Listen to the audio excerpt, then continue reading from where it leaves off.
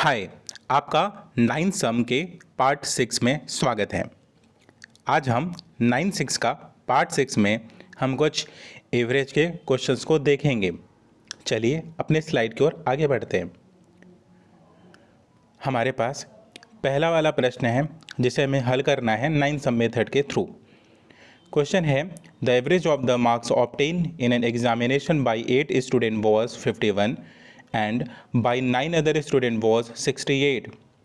The average marks of 17 student was.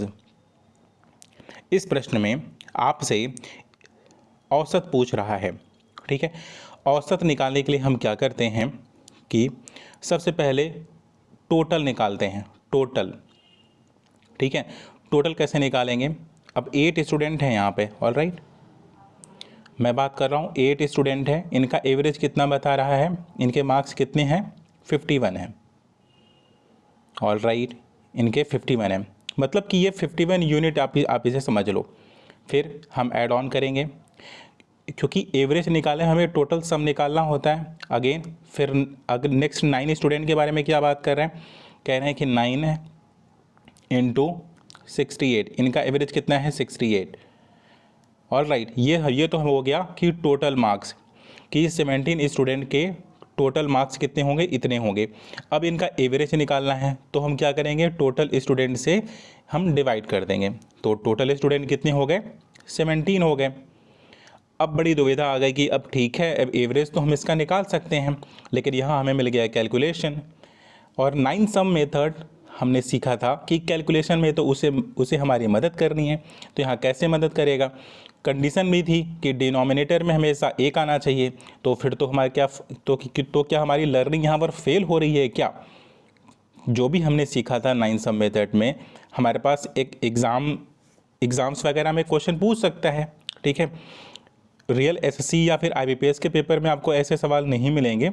May be अगर आप PSC का कोई पेपर देने जा रहे हो तो उसमें सी सेट के ऐसे क्वेश्चन आपको देखने को मिल सकते हैं जो लिटिल बिट कैलकुलेटिव हो सकते हैं। डीआई का पेपर सॉल्व कर रहे हो, वहाँ पर ऐसे क्वेश्चन आपको देखने को मिल सकते हैं, ऑल राइट। तो डीआई का अगर क्वेश्चन आप सॉल्व कर रहे हो और ऐसी सिचुएशन आ गई बट डिनोमिनेटर में तो 17 है, तो हम इसे कैसे हल करेंगे?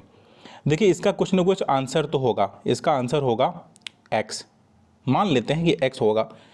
अब हम इस 17 को या तो हम यहाँ पर एक ले करके आएँ या तो इसे यहाँ से हटा दें। चलिए हम इसे यहाँ से हटा देंगे। हम नेक्स्ट स्टेप में हम इस 17 को हटा करके हम यहाँ पर ले करके आएंगे, इंटू 17 कर देंगे, ऑल राइट। अब हम फटाफट से क्या निकालेंगे? इसका नाइन सम निकाल लेते हैं। यहाँ पर क्या है? 8 है, ऑल राइट। अब 8, इसका नाइन सम कितना होगा? 8 होगा। 5 है, 1 है, तो 5 और 1 को ऐड करिए, कितना हो जाएगा? 6। अब यहाँ पर इसका नाइन सम आया है 6, इसका नाइन सम है 8 इंटू 6 करेंगे, कितना आ जाएगा? 48। अब 48 को अगर हम ऐड करेंगे, चूँकि डबल यूनिट में है, हमें नाइन सम निकालने के लिए क्या करना होता था? उसे सिंगल डिजिट में लेकर के आना है। 48 है तो 48 में दोनों डिजिट को आप ऐड करिए, कितना होगा? 12 आएगा। अगेन मुझे 12 नहीं पसंद है, तो 12 में कौन से दो डिजिट हैं? 1 है एंड 2 है, तो दोनों को आप ऐड करिए। मतलब इस पूरे ऑपरेशन का हमारे पास नाइन सम आया 3, ऑल राइट। अब इस वाले सेकेंड वाले ऑपरेशन में देख लेते हैं। 8 है, यहाँ पर 6 है, ठीक है, तो 6 और 8 को दोनों को आप ऐड करिए तो कितना हो जाएगा? ऐड करने का सिंपल तरीका, ये 6 है और इसको भी आप 6 ही मान लीजिए, तो 6 6 12 हो जाएगा। अब ये 6 से कितना ज़्यादा था? 2 ज़्यादा था, ठीक है, तो 12 प्लस 2 कर दीजिए, 14 हो गया। अगेन मुझे 14 नहीं पसंद है, तो मैं इन दोनों को ऐड करूँगा तो ये कितना हो जाएगा? 5 हो जाएगा। मतलब इसका नाइन सम आया हमारे पास 5। अब यहाँ पर ऑपरेशन कौन सा है? मल्टीप्लिकेशन का है, तो 9 इंटू 5 45 हो गया। अब 45 अगेन मुझे नहीं पसंद है, दोनों को ऐड करेंगे तो कितना आएगा? 9 आएगा। तो 9 का नाइन सम कितना होता है? 0 होता है। मतलब हमारे पास लेफ्ट हैंड साइड का जो नाइन सम निकला वो निकला 3। लेफ्ट हैंड साइड का नाइन सम निकला 3। अब हमारे पास राइट हैंड साइड का अब हम नाइन सम निकालें, उसका भी उत्तर वही आना चाहिए जो लेफ्ट हैंड साइड का होना चाहिए। यही तो नाइन सम का मेथड है, ठीक है। तो 1 एंड 7 दोनों को ऐड करिए, कितना हो जाएगा? 8 हो जाएगा। लेकिन मुझे x नहीं पता है कि x है क्या। तो चलिए अब हम ऑप्शन में देखते हैं कि 8 में ऐसे कौन से ऑपरेशन का, अगर हम मतलब ऐसे कौन से नाइन सम का हम मल्टीप्लिकेशन कर दें कि उसका नाइन सम 3 आ जाए। तो 59 का देखिए होगा क्या? 9 और 5 ऐड करिए, 14 हुआ, 5 हुआ, 14 का 5 हो गया। अब 5 इंटू अगर हम 8 करेंगे तो कितना आएगा, 8 इंटू 5 40 आया, 40 को डिजिट को ऐड करिए 4 आया। इसका मतलब राइट हैंड साइड पर क्या आ रहा है, 4 आ रहा है 9 सब, मतलब हमारा पहला वाला ऑप्शन गलत हो गया। दूसरा वाला चेक करिए क्या हो रहा है, क्या 9 है 5 है, दोनों को आप ऐड करिए 14 हुआ, 14 इन दोनों को ऐड करिए 5 हुआ, ठीक, 5 5 10 हुआ, मतलब यहाँ पर आ रहा है 1, तो 8 इंटू 1 करेंगे कितना आएगा, 9 सम 8 आ रहा है। इसका मतलब ये भी हमारा गलत हो गया। सी वाला ऑप्शन देखिए, यहाँ पर आपको 60 दिख रहा है, 6 को आप यहाँ पर लेकर के आइए, तो 8 इंटू 6 करेंगे तो कितना हो जाएगा, 8 इंटू 6 करेंगे तो कितना हो जाएगा, 48 हो गया। अब 48 में दोनों डिजिट को आप ऐड करिए, 4 है एंड 8 है, तो कितना हो जाएगा, 12 आएगा। 12 के दोनों डिजिट को आप ऐड करिए, कितना आएगा, 3 आएगा। इसका मतलब इसका 9 सम कितना आ रहा है, 3 आ रहा है, मतलब हमारा ये आंसर हो सकता है। डी वाला चेक कर लेते हैं कि यहाँ पर 60.5 है, सॉरी ये 60.5 है। अब 60 है तो 6 और प्लस 5 तो कितना 11 हुआ, 11 को दोनों जोड़ेंगे तो 2 हुआ। अब 2 को अगर हम 8 से अगर हम मल्टीप्लाई कर देते हैं तो कितना आएगा, 16 आएगा। 16 को ऐड करोगे तो 7 आएगा। इसका मतलब इस 9 सम क्या आ रहा है, 7 आ रहा है। लेकिन हमें चाहिए क्या था, हमें 3 चाहिए था। मतलब केवल सी वाले ऑप्शन में हमें ये देखने को मिल रहा है कि लेफ्ट हैंड साइड और राइट हैंड साइड का हमारा 9 सम बराबर हो जा रहा है। मतलब हमारा राइट आंसर क्या होगा, 60 होगा, ये सी वाला होगा। थोड़ी सी आप प्रैक्टिस कर लोगे, ये सारे काम ओरल होने वाली चीज़ें हैं, आपको सारे आंसर्स नहीं देखने पड़ेंगे। ये सारा कैलकुलेशन जो मैंने लिखा है वो आपको ओरल करना होगा। ऑलराइट, चलिए अब हम नेक्स्ट क्वेश्चन देख लेते हैं। नेक्स्ट क्वेश्चन है हमारे पास, the population of villages increased by 7% at the end of the first year, increased by 5% at the end of the second year, and again increased by 3% at the end of the third year. If the total population in the beginning of the first year was इतना, what will be the population after the 3 year? Percentage का simple सा question है, कैसे इसे हल करते हैं। सबसे पहले तो जो बिगिनिंग में जो बोल रहा है कि पॉपुलेशन कितनी थी, आप उसे चुपचाप लिख लो, 5 4 3 4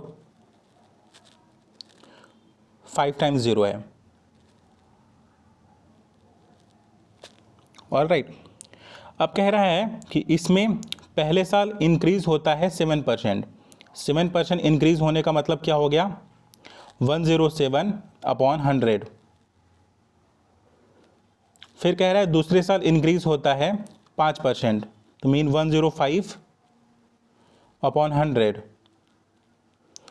फिर कह रहा है तीसरे साल क्या कह रहा है कि थर्ड ईयर क्या हो रहा है, इंक्रीज हो रहा है 3%, मतलब 103 अपॉन 100। ऑलराइट, अब हम क्या करेंगे, अब हम इसका 9 सम निकालेंगे, क्योंकि अब हमारा जो भी इसका सोल्यूशन होगा वही हमारा आंसर हो गया। अगेन हम यहाँ पर 9 सम अप्लाई करेंगे, अप्लाई करके देख लेते हैं। 5 4 3 4, 5 4 ऐड करिए कितना हो जाए, 9 हो गया, तुरंत इसे 0 मान लीजिए। 3 4 है, इसका 9 सम कितना है, 7 आ गया। मतलब इस वाले ऑपरेशन का हम 9 सम कितना आएगा, 7 आ गया। 107 का, बिकॉज क्योंकि डिनोमिनेटर में 100 है, तो हमें पता था कि हमें 100 से कोई फ़र्क नहीं पड़ने वाला। अगर डिनोमिनेटर में हमारा 9 सम की वैल्यू अगर 1 आ रही है तो हम 9 सम अप्लाई कर सकते हैं, हमें कुछ भी करने की ज़रूरत नहीं है। 7 1 है, 0 है, 7 है, तीनों को आप ऐड कर दीजिए, कितना हो गया, 8 हो गया। मीन इसका 9 सम कितना आया, 8 आ गया। 105 इन दोनों को ऐड करिए तो इसका 9 सम कितना आ गया, 6 आ गया। 103 तो इसका 9 सम ऐड करिए, 4 आ गया। अब आप मल्टीप्लाई करना शुरू करिए। अगर आप 6 इंटू 4 करेंगे तो कितना आ जाएगा, 24 आएगा। 24 को ऐड करिए तो 6 हो गया। अब 6 को 8 से मल्टीप्लाई करिए तो 48 आ गया। अब 48 को दोनों को ऐड करिए तो 12 आया। 12 को दोनों के डिजिट को ऐड करिए, 3 आया। ठीक, अब ये 3 आया तो 3 इंटू 7 करिए तो कितना आ जाएगा, 21 आया। अब 21 के दोनों दोनों डिजिट को आप ऐड करिए तो आएगा 3। मतलब हमारे पास इस पूरे ऑपरेशन का जो 9 सम निकल कर आया वो आया 3। ऑलराइट, अब मैं इसे इरेज करता हूँ। अब हम क्या करेंगे, 9 सम निकल करके आ गया 3। अब हम ऑप्शन में देखेंगे कि किसका 9 सम 3 आया है। ठीक है, तो चलिए पहला वाला ऑप्शन देख लेते हैं। 5 2 8 8 4 1 9 7। एक बार इसका 9 सम निकाल के देखिए क्या आ रहा है। 9 को कैंसिल कर दीजिए। 5 है, 5 2 7 हो गया। 7 प्लस आप 8 करिए तो कितना हो जाएगा, 15 आएगा। 15 है तो दोनों को ऐड करके तो आप इसे 6 बना दीजिए। 6 प्लस 8 करिए तो कितना आ जाएगा, 14 आएगा। अब 14 के दोनों डिजिट को आप फिर से ऐड कर दीजिए तो 5 हो जाएगा। अब 5 प्लस 4 करिए, 9 हो गया। मतलब ये पूरा कैंसिल हो गया, इधर का 9 सम कितना हो गया, 0 हो गया। अब यहाँ 1 दिख रहा है और इधर 7 दिख रहा है। ये 1 और ये 7, इन दोनों को अगर आप ऐड करो कितना आएगा, 8 आएगा। मतलब हमारा ए वाला ऑप्शन सही नहीं है। ऑलराइट, एक बार हम सी वाला रैंडमली ऑप्शन को हम चेक कर लेते हैं। इसी प्रकार से आप सभी का निकाल सकते हैं। 6 2 8 8 2 5 1 9 7।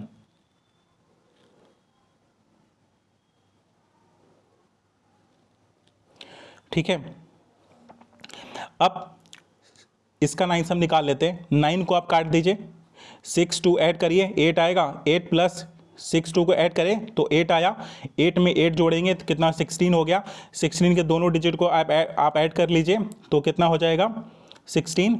अब ये 16 के दोनों डिजिट को आप ऐड करिए तो 7 हो गया। 7 प्लस 8 करिए तो 15 हो गया। 15 के दोनों डिजिट को आप क्या कर लीजिए, ऐड करिए तो 6 हो गया।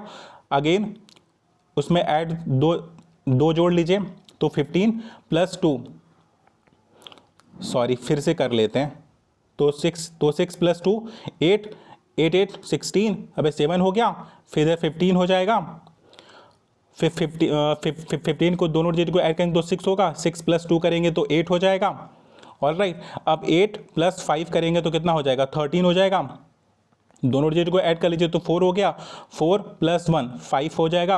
अब ये 5, ये 9 तो खत्म हो चुका है। अब 5 और 7 को ऐड करिए तो कितना हो जाएगा, 7 प्लस 5 तो 12 आएगा। अब ये 12 रखिए, दोनों डिजिट को आप क्या कर लीजिए, ऐड कर लीजिए तो 9 सम कितना आ जाएगा, 3 आ जाएगा। हमने जो ऑपरेशन इससे पहले हल किया था उसका 9 सम कितना आया था, 3 आया था। इसका मतलब हमारा जो राइट आंसर होगा वो सी वाला होगा। ऑलराइट, तो इसी प्रकार से हम किसी भी प्रश्न में 9 सम को हम अप्लाई कर सकते हैं और हम उसका सोल्यूशन निकाल सकते हैं। ठीक है, thank you so much for watching the video. Upcoming video में और भी क्वेश्चंस मैं इसी तरह से सॉल्व करूँगा। Thank you.